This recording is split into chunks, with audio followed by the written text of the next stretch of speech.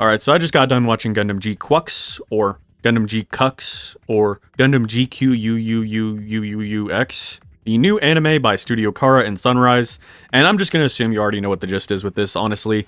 There's a lot to explain, there's a lot to get out of the way, but all I can do is talk about myself and my own feelings about this.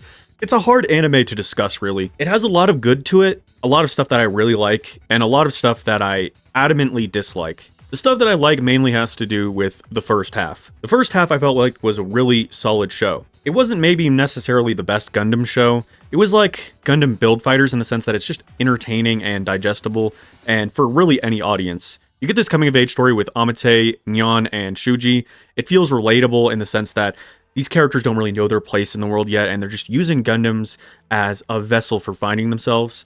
It's like a traditional coming-of-age type of thing, like maybe Narnia. The Gundams are like their sense of escapism. Maybe not the most original, but it felt refreshing and unique in this context, especially with the execution. The characters are very lively, and the animation captures their sense of youth in a great way. I really liked seeing Side 6. I thought that the environments were very detailed. I liked the idea of sci-fi suburbia that they were going with. The alleyways, the immigrants running around. I thought it was really well executed, kind of like Gundam Hathaway, which had the scene where he went to Jollibee's, which is still one of my favorite scenes in all of Gundam. I thought that the clan battle fights were really cool, where they had 2v2 mobile suit fights out in space, like boxing ring fights, an underground illegal gambling ring, and all you have to do is just follow the rules. It reminded me of Armor Hunter Mellow Link, where he was like fighting the dude in the arena. It reminded me of Mobile Fighter G Gundam. And it also reminded me of Pokemon, with how like characters would give live commentary on how there was various gimmicks and strategies going on. And then there was like a really cool scene in there where Amate was visualizing the entire battlefield using her new type of powers. And I thought that was one of the best showcases of new type powers I've seen in anything Gundam related. So I was a really big fan of that. So for the whole introductory arc involving all of that, I thought it was a really fun storyline. Didn't try to do too much.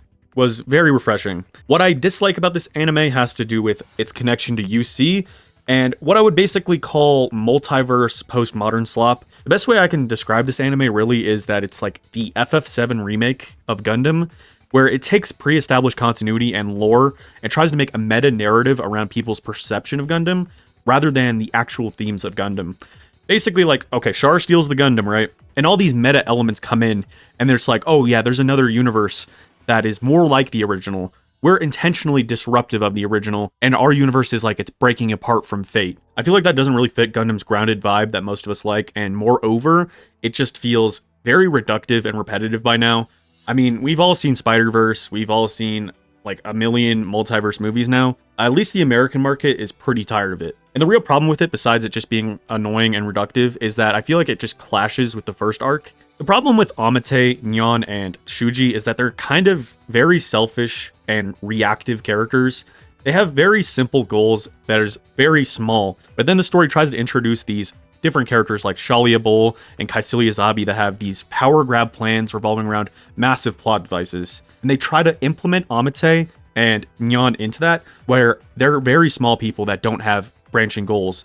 So they're just being used as tools rather than characters. And you start to feel like how messy it is for these two plots to be connected when they literally like make Amate stumble on plot device after plot device. She literally gets like taxi driven from major plot element to plot element, and she doesn't like lead herself anywhere. It reminded me of how in Armored Trooper Bottoms, Kiriko kept like not hanging out with his friends, but they kept just ending up in the same place as him because they needed to be, and the story just had to come up with excuses for them to end up in the right place. It doesn't feel like anything in this anime happens naturally.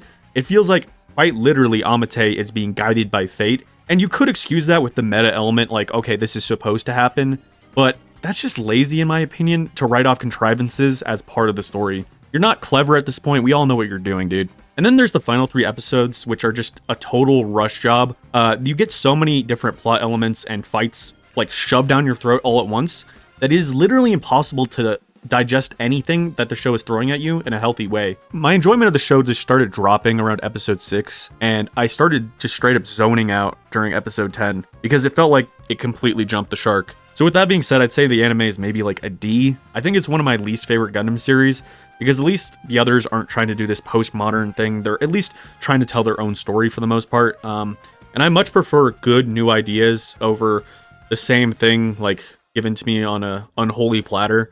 And I can't help but wonder if the reason for this direction is because Sunrise just wanted to circulate UC merch again, because the first half feels like it was Kara's genuine vision, like what they actually wanted for the series, and then like they had to incorporate meta elements for like nostalgia's sake. I think that the second half of the show just feels incredibly cynical to me, and I did not enjoy it at all. But I think that's about it for my opinion, so let me know what you guys think of the show. If you think I'm completely wrong, if you have some reason that it's good that I missed, let me know in the comments. God bless y'all. Peace.